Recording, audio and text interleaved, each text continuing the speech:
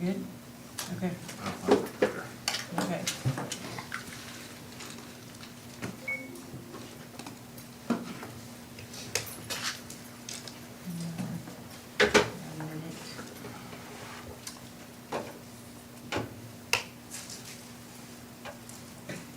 Hold on just a second, Ed needs a second here to.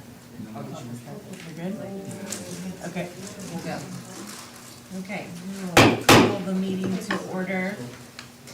Let the record reflect that all board members are present with the exception of Russ Sumter, and we do have our ASB president present, Casey Zipperman. And we will do the flag salute. Pledge allegiance to the flag of the United States of America and to the republic for which it stands, one nation, under God, indivisible, with liberty and justice for all.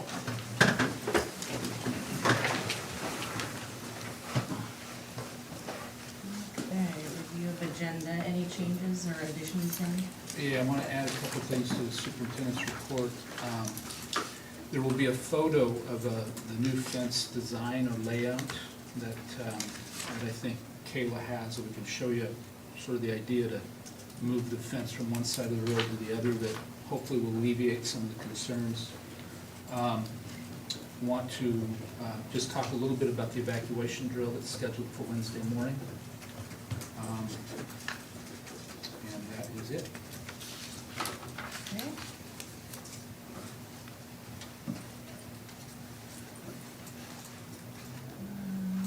I don't have the thing. Okay, thanks, Kayla.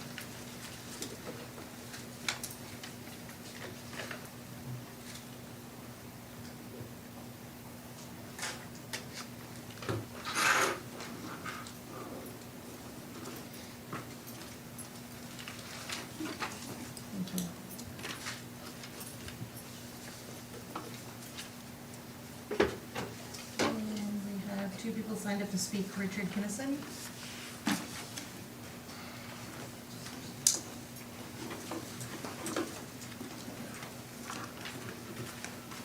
Just one moment.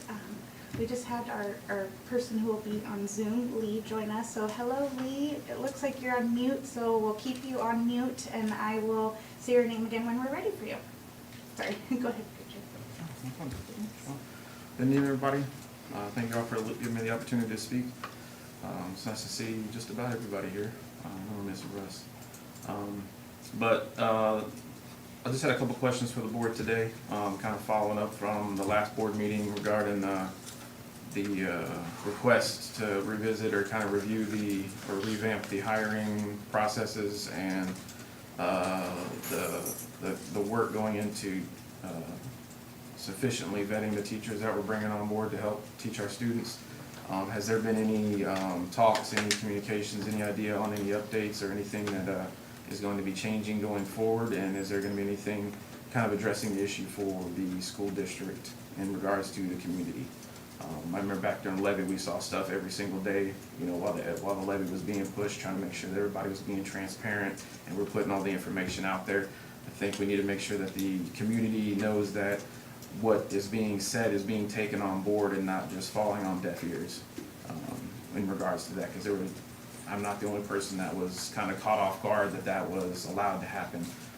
But I don't have a child directly affected by that teacher, so I wasn't in the, hey, this is how we're handling the situation. But that's something that enough of the community was concerned about that I feel like we should address it with the community itself as a whole, to let them know that you are listening, you are taking everything that they have to say on board and not just listening and then having it fall on deaf ears.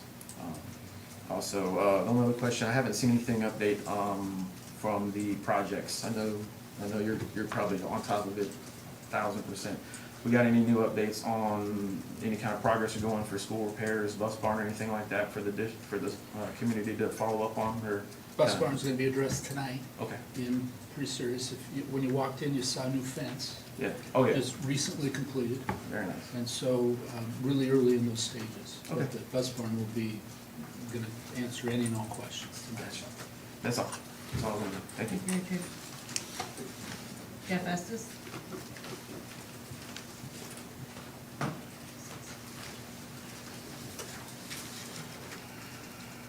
Hello, council, and thank you for the opportunity to speak.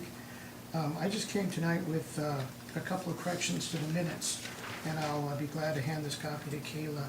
I just wanted to mention that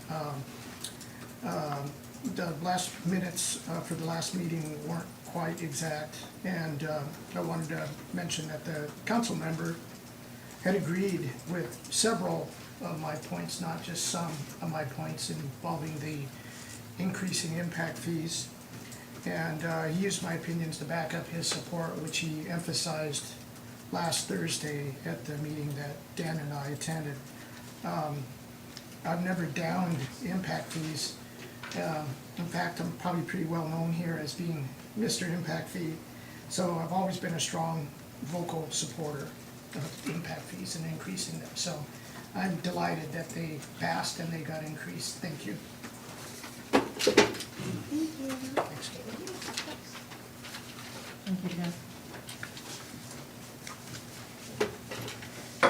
Okay, we are moving on to the consent agenda. Does anybody have any questions or concerns about? Isn't there somebody on Zoom that wanted to talk? He's going to be part of the transportation cooperative. Presenter. Can you speak up just a bit?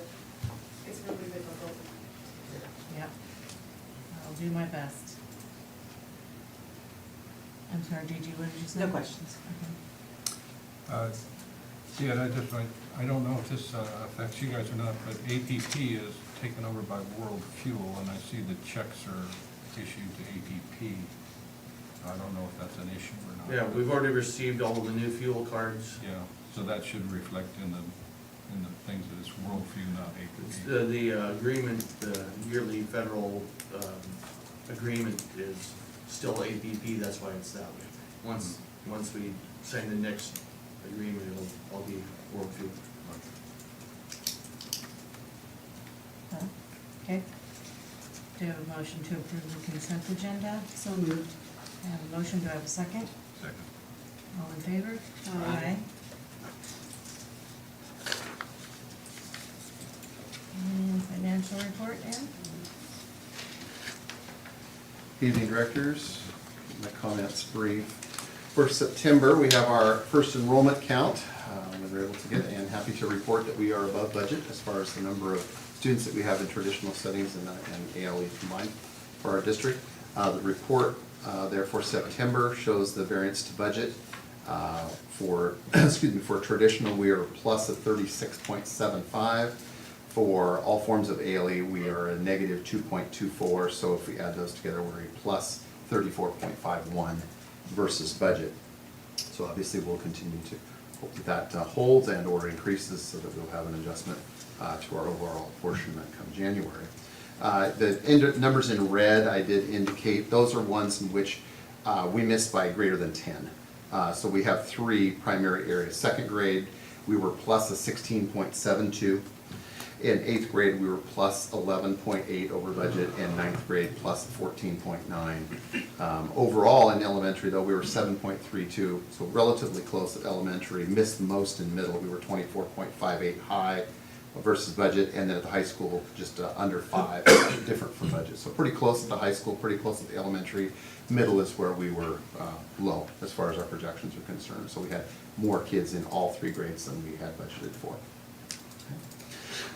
Continuing on, the next one just basically shows a graphic representation of those numbers going back about 14 years, back to 9-10, which was kind of the high point, and then we had a drop, and then things now have gone up to where we are at 1932, which is now the highest number on the graph as far as the years represented from 09-10 to, again, 22-23. So we definitely have bounced back. Obviously, we have that significant anomaly in 2021, the COVID year at 1652.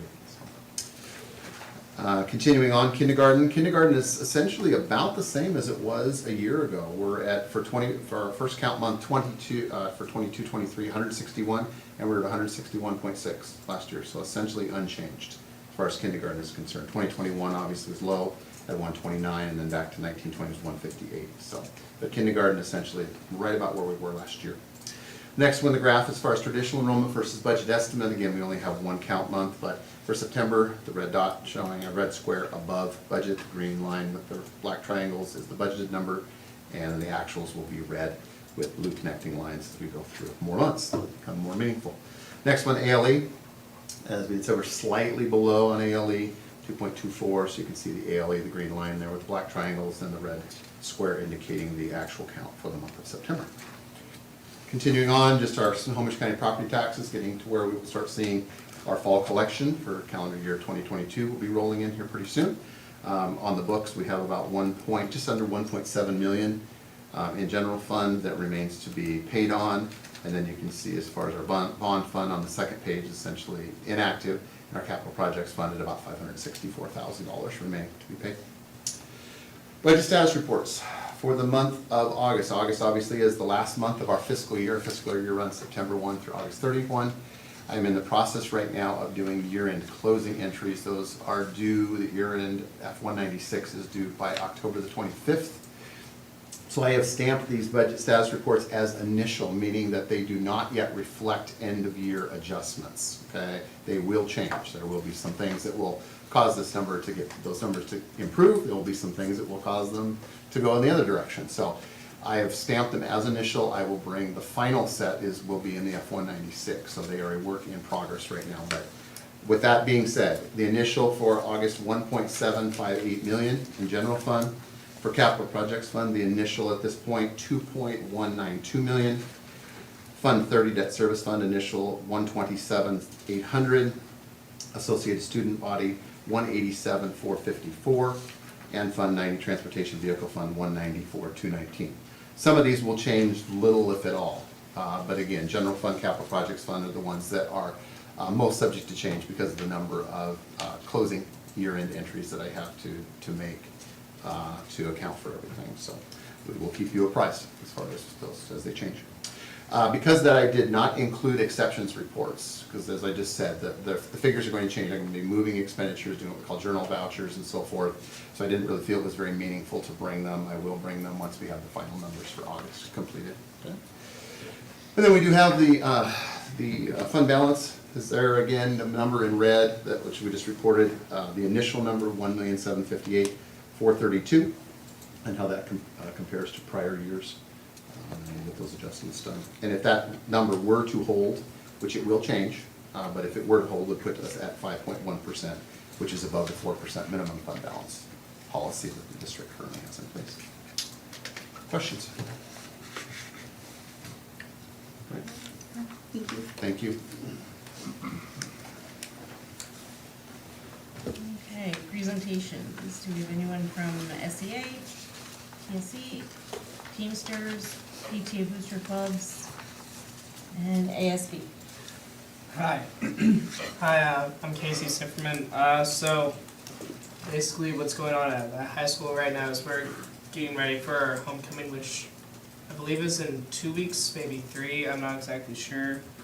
There's also, we have a lot of clubs that are doing some fundraising right now.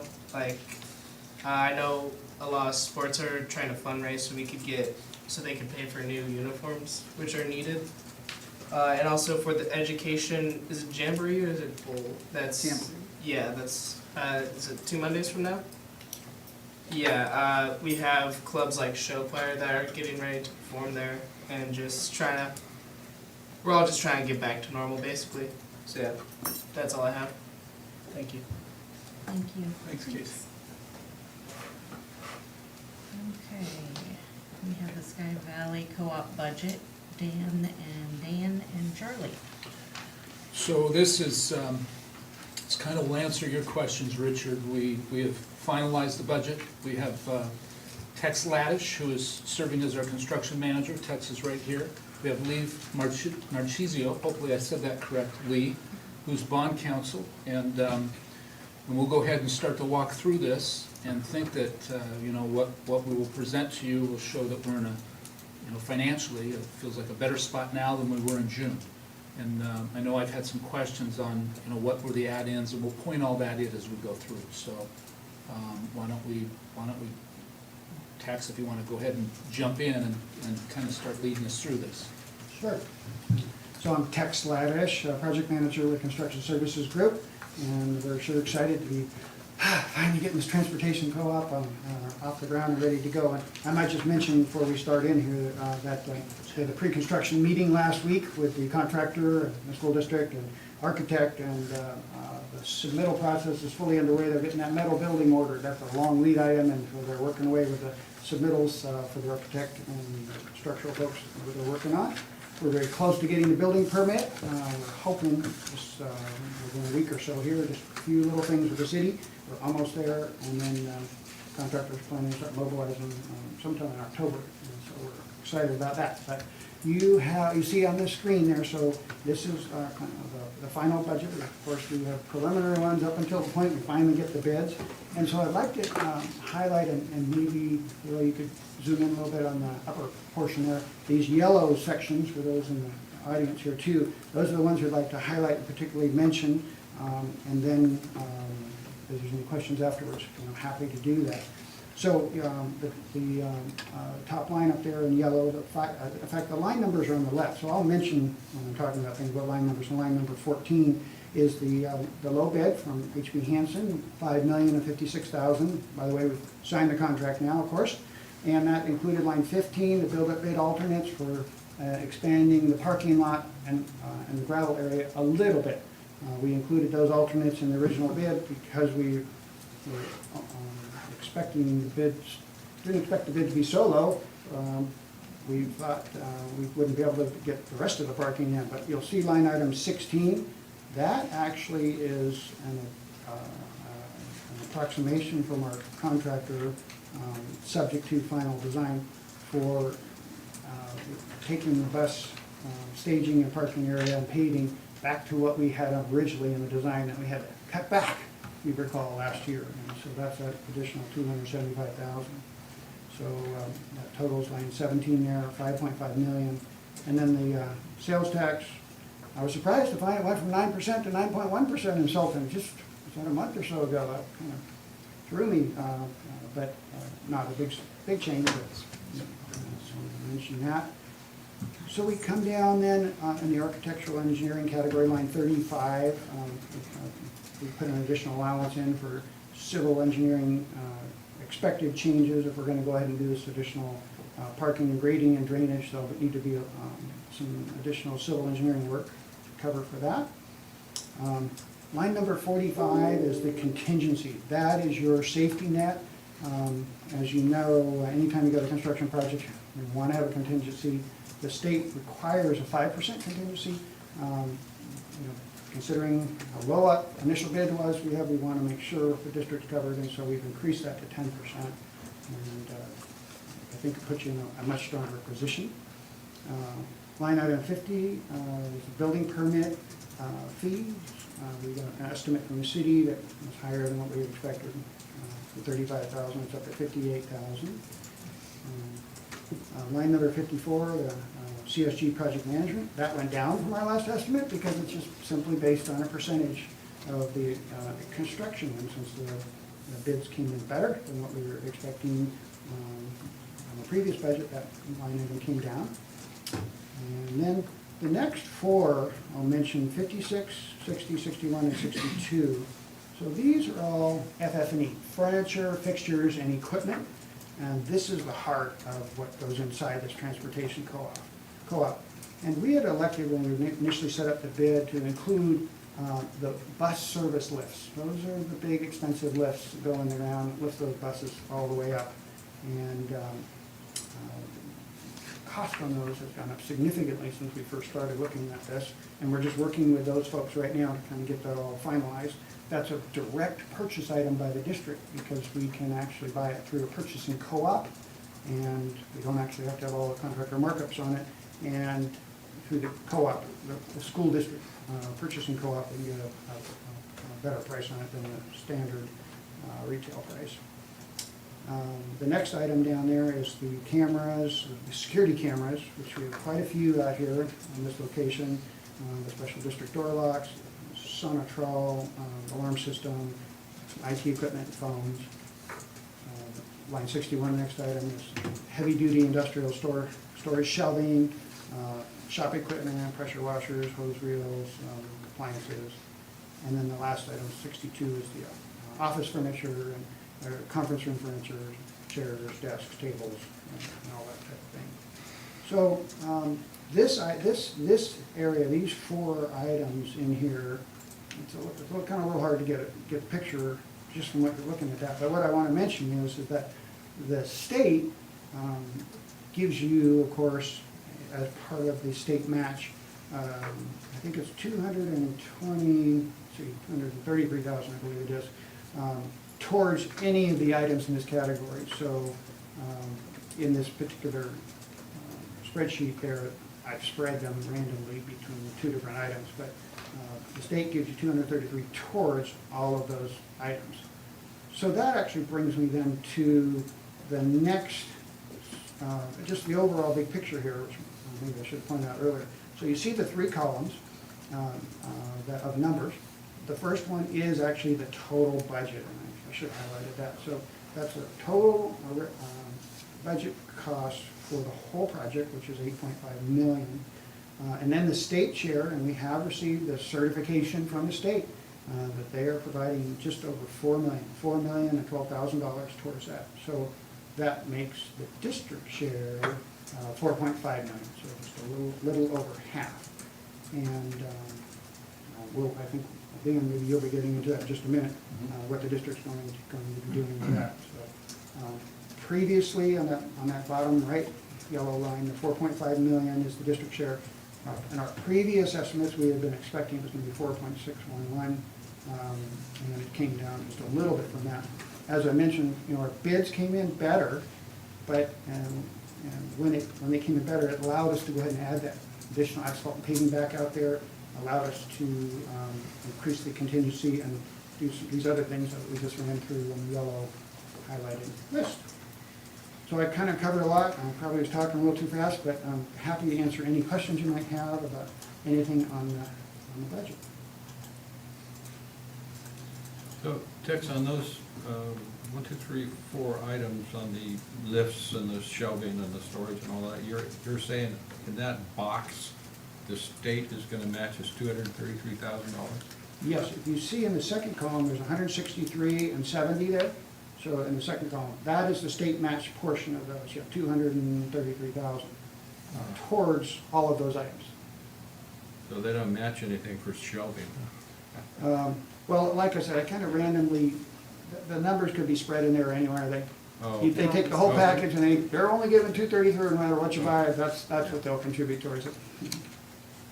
How did the bus lifts go up so much? Yes, That's oh my huge. goodness, yeah.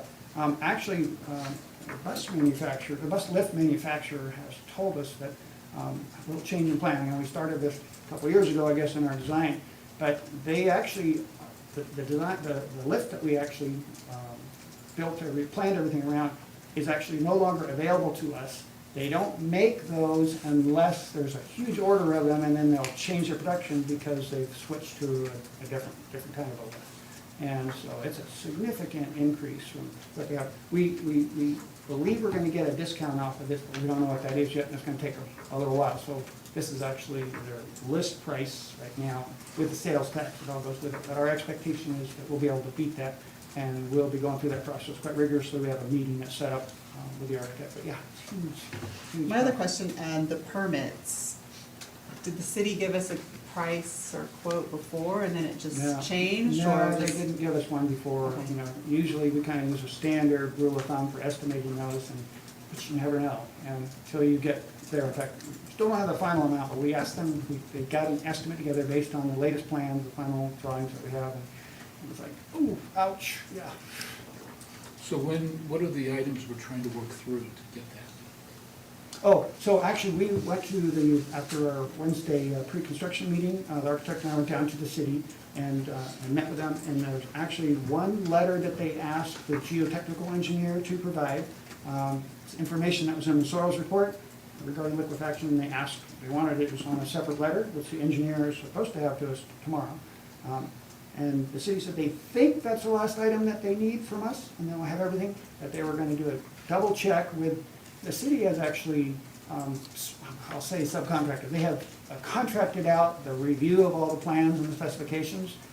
The project was a little much for them to handle. They had a lot of change of personnel going on, and so So they hired a company to go ahead and do that. We've all seen that a lot, those of us that are in the business, and whenever that happens, it seems like it just makes it much more complicated than when you're working with your local building department. They So really isn't- dig in. Is that in Texas or something? Pardon? Guys out of Texas? Yeah, the structural engineer that reviewed it is out of Texas. And then we're probably paying for that. Yeah, the plan review fees, cover that. So, we think, we're like, right there, the architects have worked through all the issues they had, resubmitted back in, and then they've done a check on that, and the building department thought it was just about ready, and so we think this last letter is the only thing we have to do, but we should find out this week about that. Is it a letter that's already been written on behalf of that geotech company, or is it based on the report that we did? Actually, the city has asked for us to take a particular comment that was made in the report and put it in a letter format, Okay. which is kind of unusual. In fact, the engineer said, well, it's already in the report, but they So asked the for a letter. geotech company is providing that letter to the engineer? Yes, the geotech engineer is actually Okay. providing that letter for us to give to the city. Okay. And that's So- the only thing they asked for. So is there any chance that this geotech could come in conflict with what Harmson did in the first place? No, the geotechnical engineer of record is the one who did all the initial soils tests and everything out there, so it's the It's a same guy. contract. Yeah, and so, basically, it has to do with the issue they wanted it documented was liquefaction. Harmson didn't do the soil testing, did he? No, Geotest did the Yeah. original soil testing, they wrote the original soils report, and they're writing the letter, so it's the same outfit, right? We're not exposed to some kind of change in somebody's attitude. My understanding, it seems simple, but sometimes these things aren't, is a comment that was written in the report that already exists, they want it lifted out, put in a letter that, kind of unburies it from this 30-page Yeah, document, I think that's a good description. so that it's front and center. I don't know why, but that's what we're trying to meet. Yep. And the engineer, he's expecting to have it tomorrow, that's what we think is gonna happen. And I have no idea, honestly, and that's why we're trying to ask these questions, what the significance of that comment is, because the report was real positive. No Yes. issues at all, Yeah. very easy, simple project. Good but- soils, good drainage. Yeah. Any other questions? I think my only other question is, when we were originally talking about the amounts that the district would pay and the amounts that we would need to borrow and such, were we planning at that point that the lifts were not gonna be included in what we borrow, but we would be paying for them upfront? We've always planned that the district would be paying for the lifts and getting some assistance for this category from the state. And so that assumption is still what the plan is now. It's just that they cost so much more. So, Right. and the state amount doesn't go up, it stays the same. So that means the district ends up paying more than originally planned. Yes. I was just wondering in how that is all going to play into the loan amounts and, Which I think maybe leads us right to That's the a- next section. that's a which is great Dan. segue. Yeah, good question. That's good, I'm glad you brought that up with my next question. Well, that's perfect. Couldn't ask that's for what I was better. gonna ask, so we're even. People will think we talked ahead of time, that transition. I was in a meeting you guys were at. All right, so yes, Tex, appreciate that. So maybe just kind of this, the next one, that one there. And I realize it's a little small, I apologize, but let's kind of take a step back and see where we're at, because this process has been going on for a while. Since its inception, since the first time that we thought about doing this, we have spent in total on this project $643,119. That's through the end of August. Okay, so since inception, we've spent almost $650,000 on this.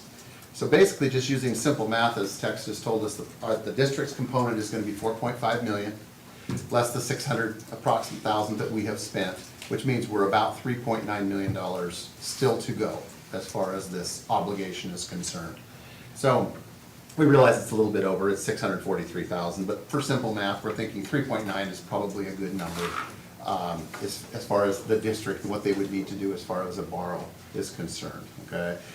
Lee has joined us tonight, and we'll kind of have him available to answer questions as we go. So we talked about some different types of Well, let me back up. The challenge, and you might say, well, why do we need to borrow money? We have a voted proposition that's on the books. Yes, we do. We have a capital levy.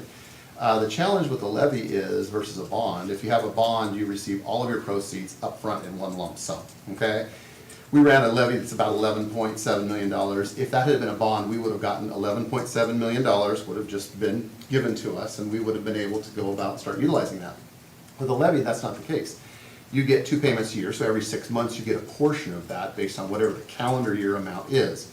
So it really becomes, in our case, our first collections on Prop 2 are not going to be until spring of '23. We're still 6+ months away from seeing the first tax collections for that.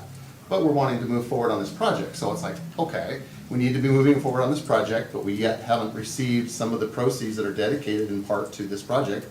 We need to come up with something to bridge that, basically, and that's where we look outside at a loan. And in this particular case, because this is new construction, it does limit us. We're more limited in our options. We're very familiar with what we call an LGO, or limited general obligation bond. We've done those several times for the track and the turf and portables and things like that. Those are all appropriate uses for LGOs. But in new construction, that isn't a vehicle that can be utilized. We have to use what's called a tax anticipation note, or a TAN. You'll hear a lot of these acronyms, are TA and tax anticipation note. And a tax anticipation note, as I understand it, in speaking with Lee and with Jim, his colleague, is that it's a unique vehicle, but that once the loan is taken out, it is due and payable in full within 6 months of the close of the fiscal year in which the obligation was undertaken. Okay, so we are right now in the 22-23 school year, okay? Our fiscal year will end August 31 of '23. 6 months from that point, which is February of '24, the tax anticipation note is due in full. So if you borrow $3.9 million, $3.9 million plus interest is due in full February of '24, okay? It's basically a maximum 18-month duration note, okay?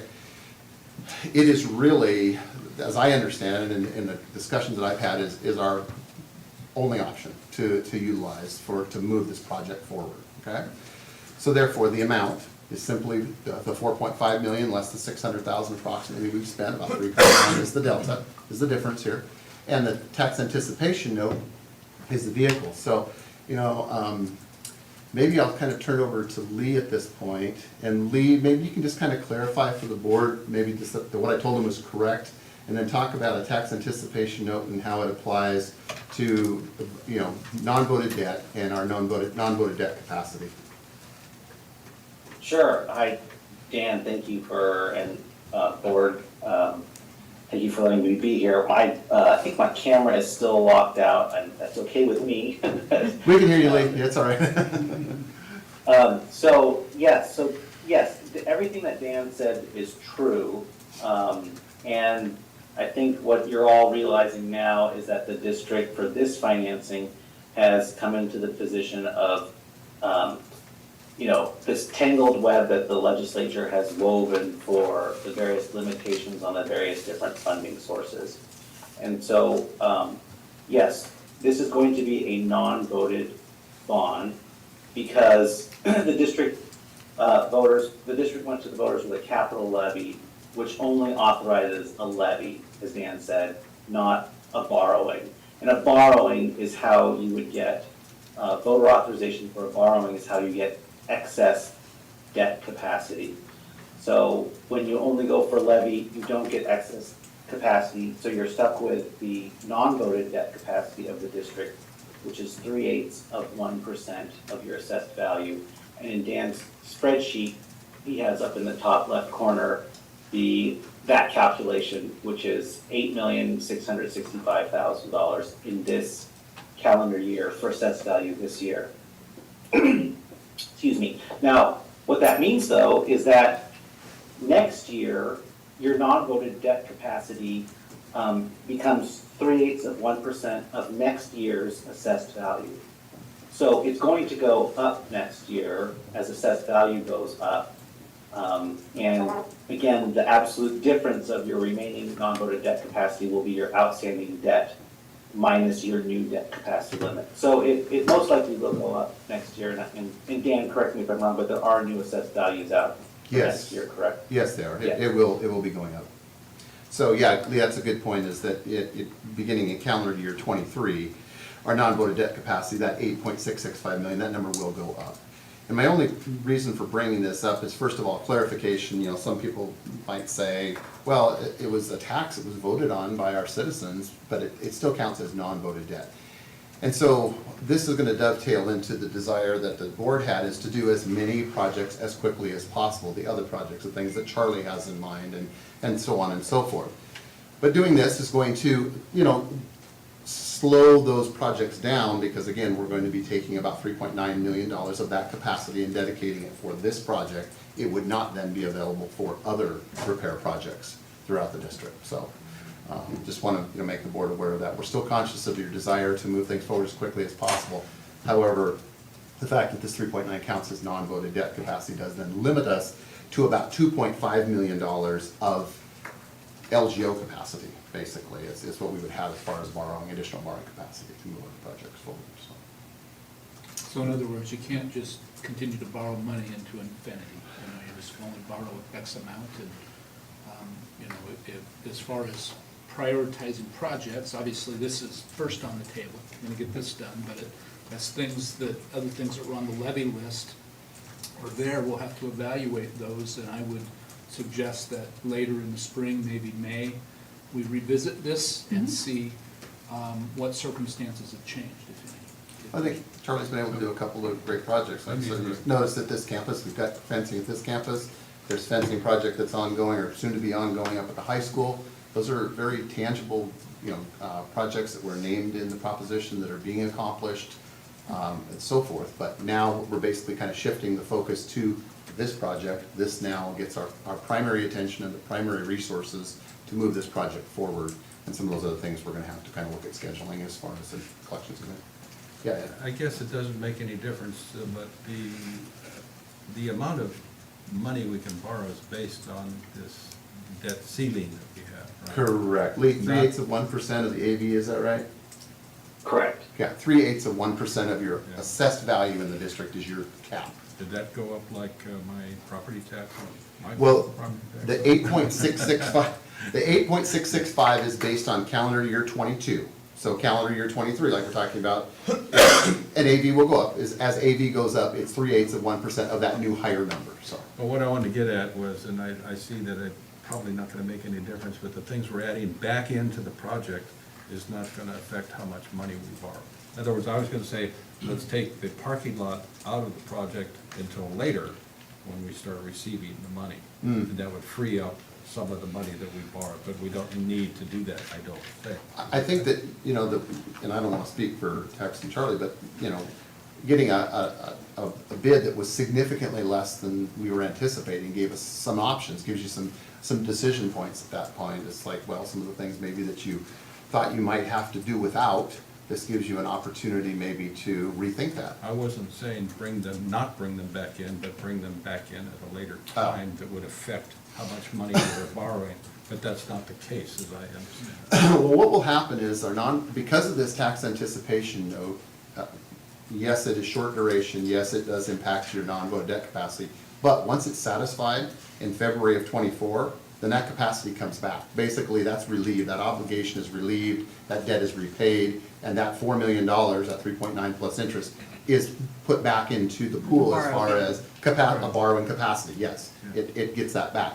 So you may want to look for, at that particular time and say, okay, we've satisfied this TAN, we've got this $4 million obligation that's now off the books. Maybe we want to do an LGO, a different LGO at that particular time. That's another decision point. We just kind of need to see how things go.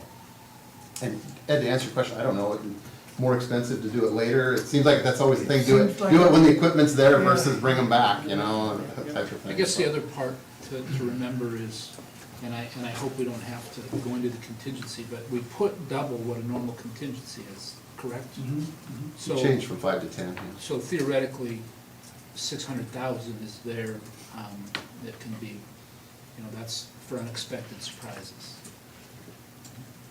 So the other capital projects, is that Charlie's list? Yeah, the light blue are other capital projects, and the first two, the second one, we've got the 175 is the high school fence, the 50, the number's probably a little low, is the SES fence. So a couple of those things are on there. The other ones are ones that we just kind of randomly chose. They are non-weather dependent projects, and we're hopeful that we can still do some of those, but as Dan's saying, we may want to just kind of take a brief pause, kind of obviously get the financing straightened away as far as the transportation facility is concerned, get that moving forward, and then relook at things in the spring as far as what we want to do. And I would just point out a couple of things to help look. If you look at the green column on the left, that's the DNR money that we get for the timber harvest. Put a pretty modest number in there, but boy, having been, working with that for 15 years now, you just never know what 1 month or 1 year is going to make to another. And then if you look straight across and you go into February of 2024, you can see what happens to cash flow. It gets pretty tight. That's when you have to make that TAN payment back in full. So all of a sudden you go from 4 million to basically almost nothing. This sheet was put together purely from the standpoint is it's wanting us just to remain cash positive at any point in time, so that you never have a month in which you drop into the negative. But the scaling of these projects, the timing of these projects is going to depend on DNR collections, it's going to depend on a lot of factors. And basically, this is just going to be a living document that I'm going to have to be updating on a monthly basis. I'm going to be updating it every month. We'll kind of look at things, hey, we can consider doing something maybe now, cash flow looks good. Just kind of the nature of the beast in having our financing vehicle be a levy, which gives us semi-annual payments as opposed to a bond where you've got all your money up front and you've got a lot more flexibility to do things, where cash flow management is key. Okay, as I understand it then, this TAN that we're doing is for the bus barn only. Correct. Because in the board agenda document, it says the front load, the LGO, and other projects. Right, so what I have here is you can see it on the column that says external funding, TAN/LGO. The TAN is the numbers in black, and an LGO would be the numbers in red, so I tried to keep those two separate. Yes, we want to be very clear, and I do from an accounting perspective, we're going to borrow what we need for this project, and those proceeds are going to be used only for this project, okay? If they're unused proceeds, then we would use that towards our in paying this obligation back. We don't want to I don't want to commingle borrowing from a TAN to be used on projects that can be financed via an LGO. I want to keep these as two very distinct pathways. So do borrowing I. and related expenditures, borrowing and related expenditures. But that's why I'm questioning what was in this document that says "and other projects." I think we need to delete that language there. Which one are you looking at, Adam? This is the one that we're. Oh, the cover sheet, okay. I think that they are interrelated, like Ed touched on, is that the TAN does affect your ability to borrow via an LGO, which is for the other projects. The LGO is the other project, the TAN is for the transportation co-op specifically. So I apologize if that wasn't more clear in the agenda page. But that is our intent of how this is going to be handled. Well, when it comes to the final document, it has to be clear as to that the TAN is for the bus barn. And Lee could probably answer that question. Yeah, Lee, is there, as far as the documents that we're gonna do with Snohomish County, is that stipulated somewhere as far as the named project that the proceeds are to be used for? Yes, we will prepare a board resolution that authorizes the district to issue the TAN to the county, and that document will describe the project in detail, and then it will also describe the source of payments and the pledge as well. And that's will include the district's capital levy and then also other funds available as needed to repay the bond to the county in that February 2024 date. Thanks, Lee. Does that make you, okay, good, yeah. So, yes, they will have documents that Lee's firm will go ahead and put together for us, just like we would do when we do an LGO or anything like that. So, but yes, in my mind, from an accounting perspective, it keeps it much cleaner also, that those dollars expended will be purely for expenditures related to this project. At such time as we take out an LGO, those proceeds will be used towards other projects. At what point in time or or point in the process are we preparing those documents and having them submitted? So I have a discussion next week with Jim, Lee's colleague, Jim McNeil, Arif Kanji, who is the Treasury Manager at Snohomish County, and myself and a couple other folks. We're all going to get together, and basically the point is come forth with the board making a decision, approving the $3.9 million, and then that is the amount. Because that's one of the first questions the county's asked, well, how much do you need? You know, that's their first question, kind of, and I'm saying, well, in preliminary discussions I had with them, I said I'm probably thinking 3.5 to 4, somewhere in that range. Well, since then we've had our budget meeting now with text, we firmed up that number, and 3.9 is the number that we're recommending to you for us then to move forward to speak with the county and Jim, and then get the documents started to bring back for your signature. One positive thing is, I think Tex, they said, in speaking of the contractors, we don't expect ish.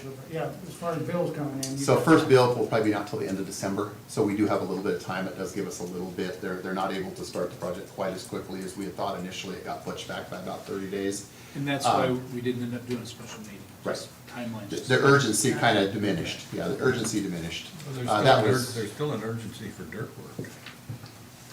Yeah, it would be good if we started. Before it starts raining. Fortunately, we've got that good draining material out there, but, Yeah. you know, they're finishing up another project, and then they're moving their equipment in. Yeah. What's the schedule and length for the dirt work? Actually, we don't have their schedule. They're close to having that ready to issue to us, so we are chomping at the bit for that, for both our planning purposes and for cash. Right. You know, so- Yeah, initially we thought that we would have the first significant invoice to be the end of November, and when you're looking at the time frame to do this, probably 6 weeks from the time that basically we give Lee and Jim the go-ahead to get the documents put together, get it on a board meeting, a regular board meeting, not having to have a special meeting, getting them approved, and closing. You're probably looking at, 5 to 6 weeks.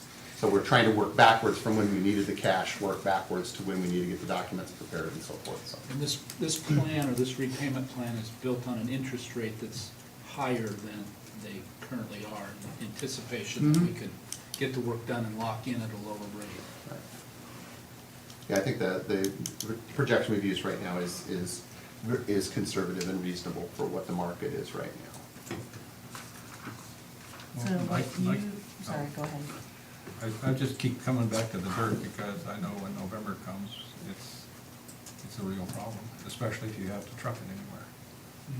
The city's gonna be all over you on dirt on that road. Yeah, as we've been working with the design team on that, their design is to really not expecting to have to haul much away, kind of building those berms back around the back of the property, so we're. On the east and south end of the property is most of the dirt that gets removed will be piled up into those berms. Kind of a landscape berm.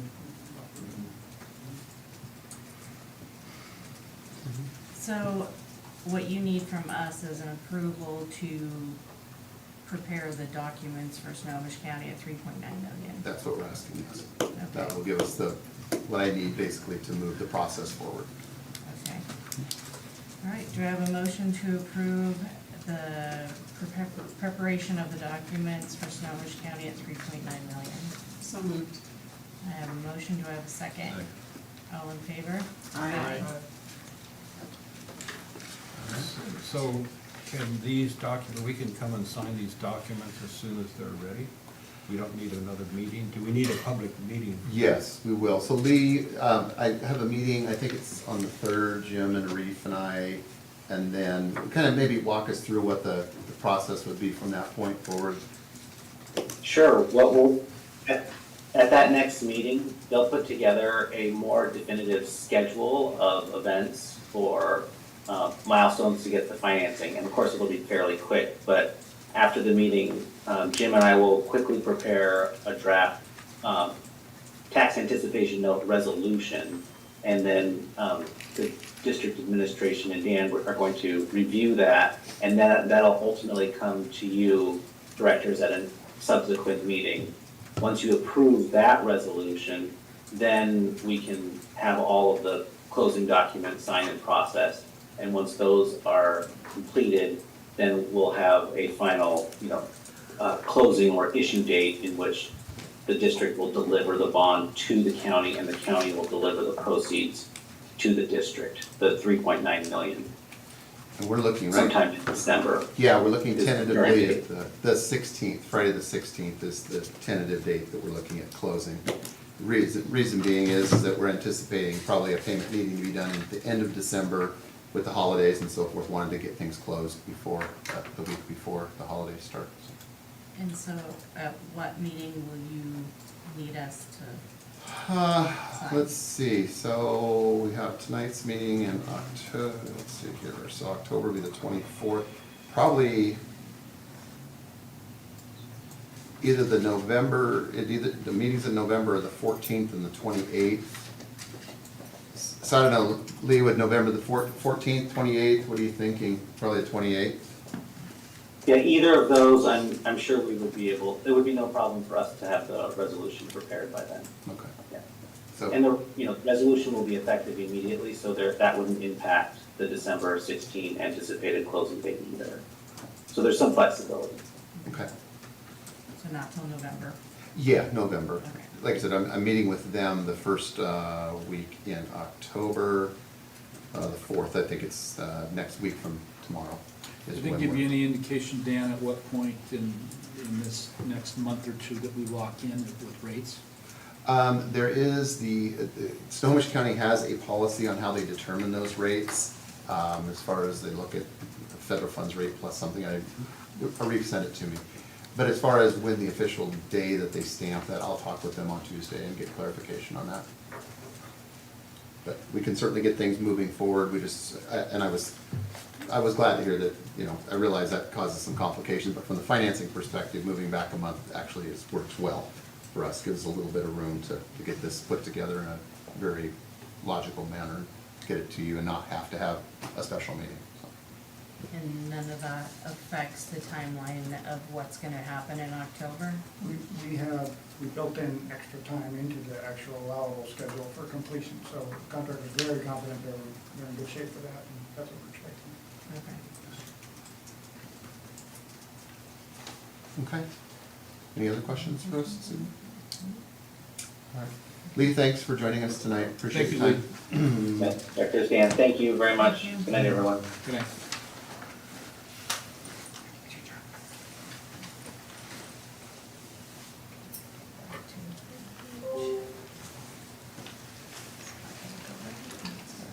Frankie, like yours, yeah. Second read.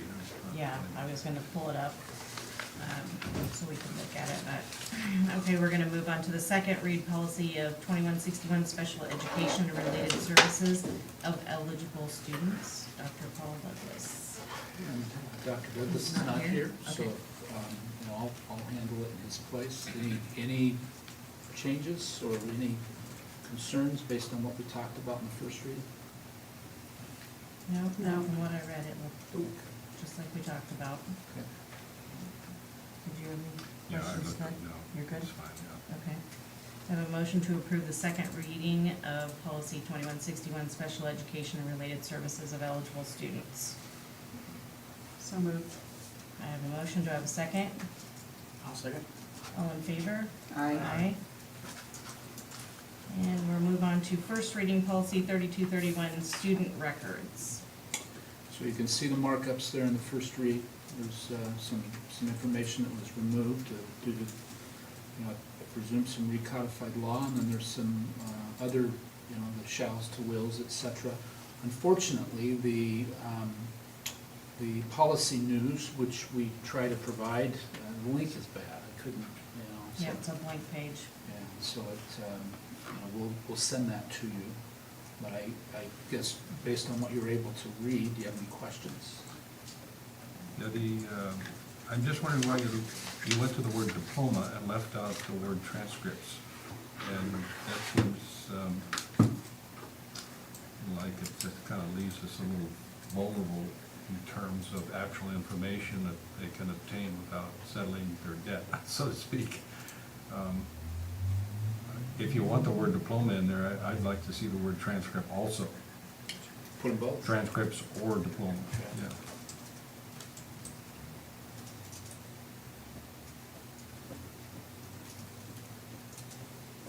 Okay, I will check on that and see if there's some reason that happened. some reason for it. These are, I think, the scenario you're talking about, in varying ways in these policies, we face a lot. I'm trying to answer what is the reason behind changing that, and I will see if I can get an answer. And so you would like it to read transcripts or diploma? Either way, yeah. Either way. Okay. I don't have a problem with that if it's applicable, if there's not an issue with that. If there's a reason that's not, that we can't have it, then there's a reason, but I think one should apply to the other as well. Okay. Judy? I'm fine with that. Nice. All right, a motion to approve the first reading of policy 3231, student records, So with moved. the understanding that Dan's gonna look into adding transcript. So moved. Second? Second. All in favor? Aye. Aye. And first read 3319, restraint, isolation, and other uses of reasonable force. So this is an area that we report on to the state every year. Dr. Douglas is the district trainer on how to utilize holds when and if they're necessary. We don't want to use them, hopefully at all, for a minimal amount, but sometimes you do for the safety of the individual themselves or the safety of those that are around them. And so this is an update to this policy, and I think there's a, if I remember correctly, a way that we've got to come back and report to you guys, board of directors, annually on that. I have no questions. I actually have one. So this past week there have been a few fights at the high school. Would this particular thing sort of include like ways teachers and other students would be able to like separate them? Because I know there was a teacher who ended up getting injured while trying to separate one of these fights. So I don't know if this affects it, or is this gonna like, or I don't really know. I'm just sort of wondering if there's better ways to do it instead of having teachers ending up getting hurt because kids are fighting. I suppose it could, but I think this is, this is teaching people how to utilize these restraints in the proper way. I think if two kids or more, or people or whatever are in the middle of a fight, there's ways to approach it. That's not specifically what this is for. Okay. The hope is that what you're describing is minimal, but there are occasions where a student might run and put themselves in a dangerous situation. Okay. There are Okay, now I understand. Thank you. situations where you respond in ways that can be safety issues. Okay. So, not primarily what you're talking about, but I suppose there could be some overlap. Dan? My response is it's certification training, so students wouldn't be, have anything to do with that. It'd be the teachers and staff. Okay. It's specific holds, so that they don't get hurt and the people don't get hurt. Most of the time, it's used for self-injurious harm, or somebody's gonna, throw things like that, so it's not totally different than what you're talking about. Okay. I mean, that's not- Well, 'Cause the Casey, what was response your is- question again? I was just wondering if this would sort of, if there are better ways for teachers to go about breaking up fights. So he was talking about adults intervening, That, but then the not student- primarily what it's for, but Okay. I suppose having that training could be, but I think she really laid it Yeah. out. I think I was confused on what it was, so yeah, that's probably why my question doesn't match up, but thank you both. Dan, I'd like to see the representation from the teachers union especially give us their aspect or reading on the language that's here. I know the thought in their mind is gonna be, well, is school gonna back me up if I do this kind of thing? There's a lot of interpretation, in the language here, could be interpretational language. And I think we should have it clear between our employees that may be involved in this and us and their input to this particular policy. Yep.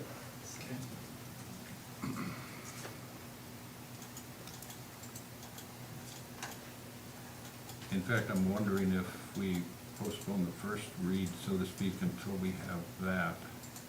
Because I don't want to go into a second read with a lot of stuff from them if And we they have won't, it. just to remind you, we won't have one on October 10th. So it'll be a Yeah. full month, and that's fine.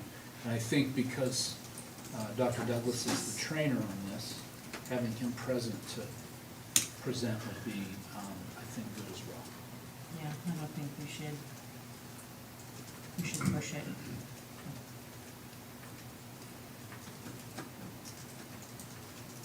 So push it to the second meeting in October.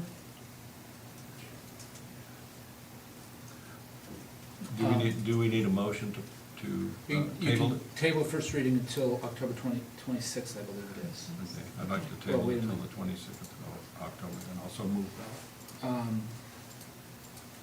Caleb, do you have the October meeting offhand? I don't think, today's the 26th, I don't think it's the 20th, I think it's the 24th. You're correct, okay. 24th. Okay.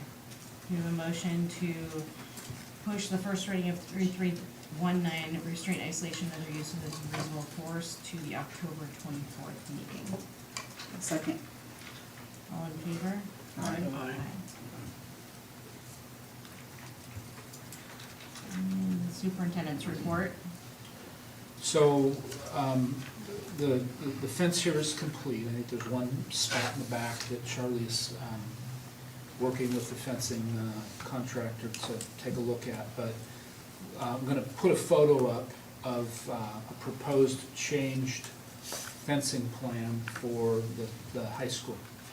And I think I mentioned in my letter Friday or whatnot that Dan Ballard came up with this idea, and I think it's a good one. Scroll down.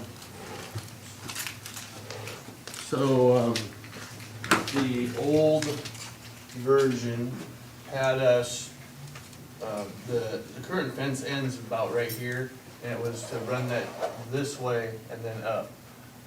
We had some neighbors that wanted some access to their backyards, and Dan Ballard came up with this idea, and it works well for us and it works well for the neighbors, so.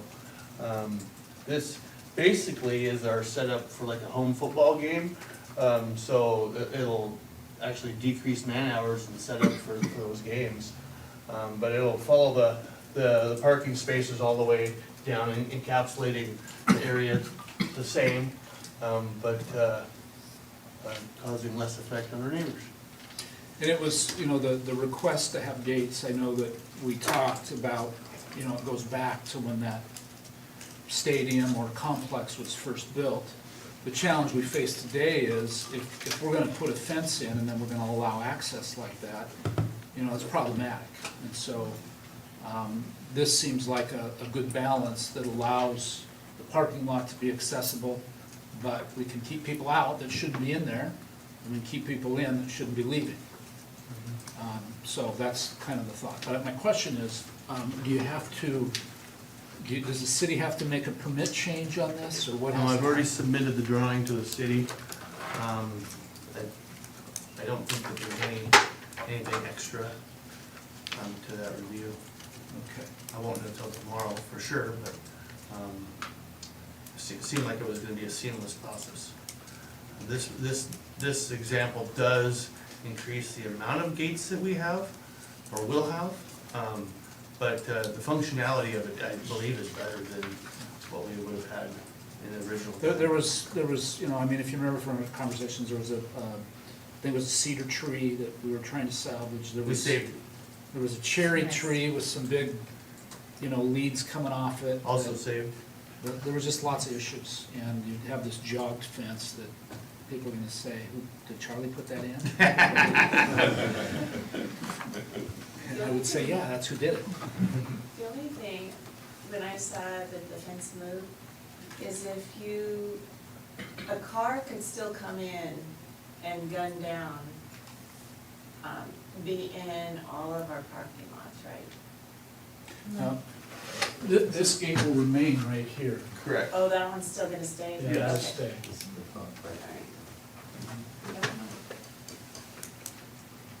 It needs a paint job, but it'll stay. I'm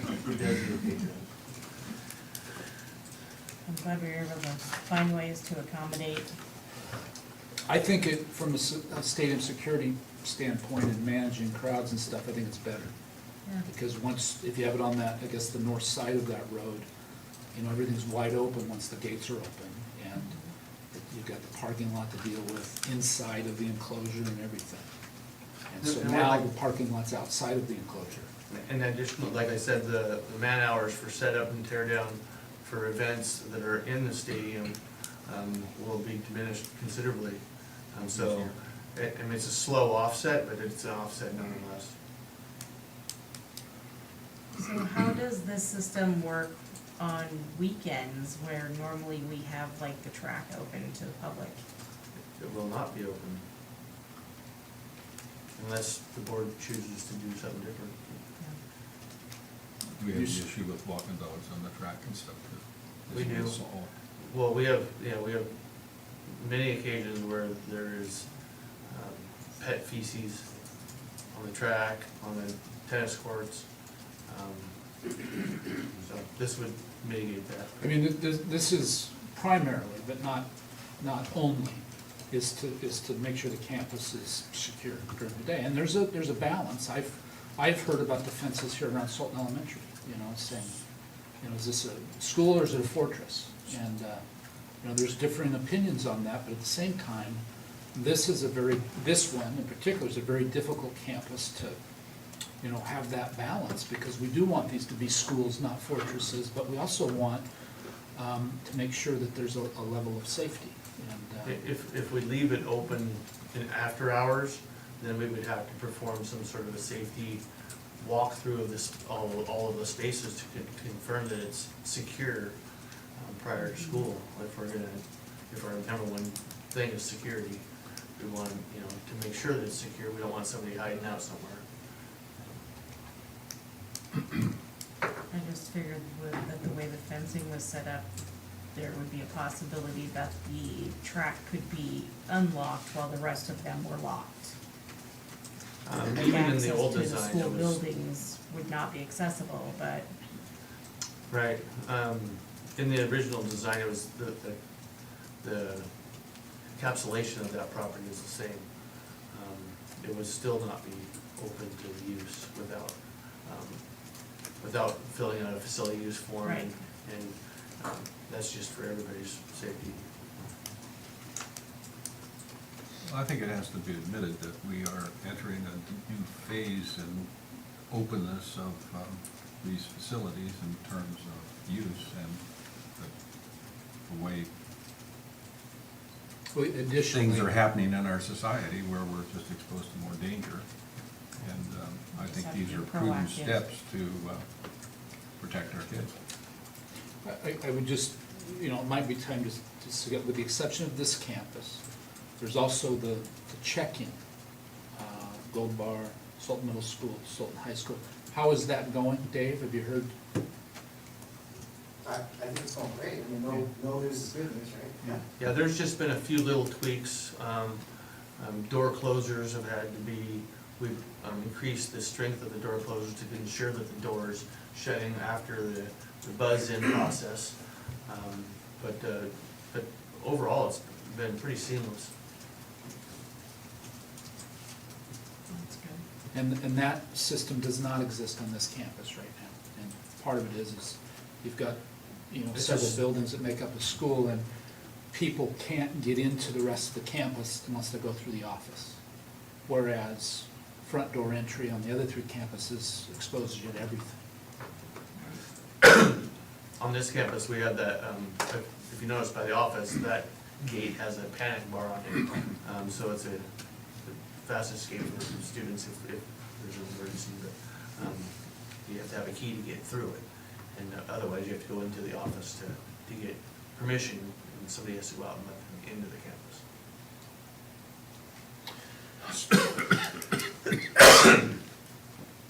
Any questions on that? Policy update.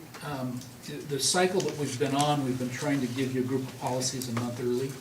You know, if we're on a second read, then for a first read, we might say, okay, the business meeting 1 month from now would be, you know, whatever the next 3 policies are. Because October 10th is the Education Jamboree, which is a scheduled board meeting. We hope everybody attends. There isn't going to be the month-long, the next time we will do that will be on the business meeting, the 24th. And so we will have a redo of the first read, which will be the one tonight, that's the holds. And then there will be a kind of not an update, but letting you know that policy A, B, and C, or maybe it's A and B, whatever it is, will be ready for the November meeting, the first read, so you have time to do it. So there's only one policy that'll happen on, that will update on October 24th. Okay. For the October 10th, you said, the Education Jamboree, I will not be able to make it to that meeting. I will see if I can send my vice president or someone, another representative. Are you gonna be at the high school? We're all gonna be. We'll at be the there. Oh, okay, Yes. I misheard that. Yeah. Okay. We're all gonna be there. We'll be So doing it's that staying a instead of- scheduled Yes. meeting, so that the board can all attend. Okay, And we good. do it legally, so that, you know, we won't be making decisions or voting on things, but we'll all be in the environment together, All right, whoever sounds can good. make it. Thank you. And the evacuation drill happens day after tomorrow. I will tell you that there is just a tremendous amount of new people. And so trying to pull this, you know, new fire chief, new police chief, new administration at the middle school, and, you know, us not having done it as much in COVID, and so we're going through all of the different things. We will use the path on, I guess it's Fifth Street rather than Eighth. And this will all occur, weather permitting, on Wednesday morning at 9:45. And so I usually make the call between 8:30 and 8:45. If it's raining or there's lightning, we're not doing it. And What's Wednesday? Wednesday, yeah. At 9 o'clock roughly. 9:45, I believe, is the exact time that we dismiss everybody and start the process. So there's that added challenge. There's just so many new people in really key positions. And so we've got good folks, and I believe they'll do a good job, and we'll get it done. Did you see, Kayla, if there was advertising up in that neighborhood? Yes, there was. Yeah. Yeah, So, I saw some road signs when I was leaving the school today. so this drill obviously is really showing people, you know, in the event that we have some, you know, dam failure of some kind and need to get to higher ground, this is the step that we take. You know, hope it's only a drill for the foreseeable future, because it would be very difficult to get 1,500 kids or more up there if something, something real was happening. It'd be just real challenging. So all schools at 9:45. All with the exception of Gold Bar. They are not in the Yeah. water flow zone. Right. Hopefully it's not too smoky. Yeah. This guy told me she was Yeah. today. It smells right now. And I would like to, do you guys have any questions for me on any? I'd like to go into executive session. I want to follow up from what I sent to you regarding acquisition of property. I want to give you a more in-depth update on that. Okay, anything else? 15 minutes. All right, a motion to adjourn into executive session for 15 minutes for acquisition of property, So we'll come out at 8:30. 8:30. So moved, I'm sorry. Have a second? Second. All in favor? Aye. Aye.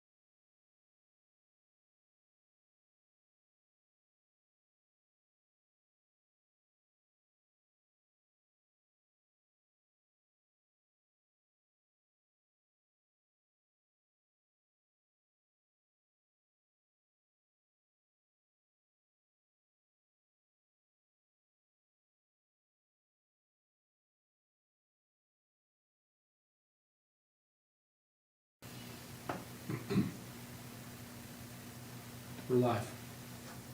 Okay, we're back in regular session and have a motion to dismiss. So moved. I have a motion, do I have a second? Do we have a Second. second? All in favor? Aye. All right, we are dismissed. Adjourned at 8:35 PM.